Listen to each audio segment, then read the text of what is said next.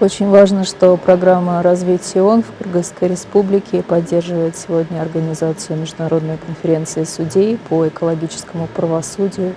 Здесь собрались целый ряд представителей ветвей власти и других стран, чтобы обменяться опытом по этой чрезвычайно важной тематике в нашем современном мире, когда экологические вопросы выходят на первый ряд, и общественность, судьи, правительство играют центральную роль в адресовании экологических вопросов.